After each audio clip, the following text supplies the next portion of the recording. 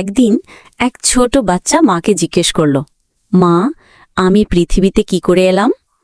মা একটু ভেবে সুন্দর একটা হাসি দিয়ে বলল, আমি একদিন সুন্দর একটা বাক্সে মিষ্টি ভরে রাখছিলাম।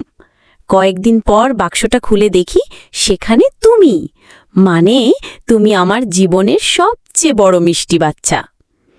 বাচ্চাটি একটু ভেবে বলল, আচ্ছা, আমিও যদি বাক্সে মিষ্টি ভরে রাখি আমারও বাচ্চা হবে।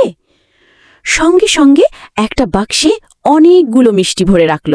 দিনের পর দিন যায়, রাতের পর রাত যায়। তারপর কি হলো জানো? তোমরা শুনলে হেসে ফেলবে। তার আগে 3 সেকেন্ডের মধ্যে ভিডিওটা লাইক, কমেন্ট, শেয়ার আর সাবস্ক্রাইব করো, তাহলে তোমার সামনের পরীক্ষার ভালো হবে। কয়েকদিন পরে ছেলেটা দৌড়ে গিয়ে বাক্স খুলে দেখল মিষ্টির বদলে সেখানে একটা মোটা তেলাপোকা বসে আছে। ছেলেটা রাগ করে বলল, মন চাইছে তোকে পুঁতে দিয়ে থেতলে মেরে ফেলি, কিন্তু কি করব, তুই তো আমারই সন্তান।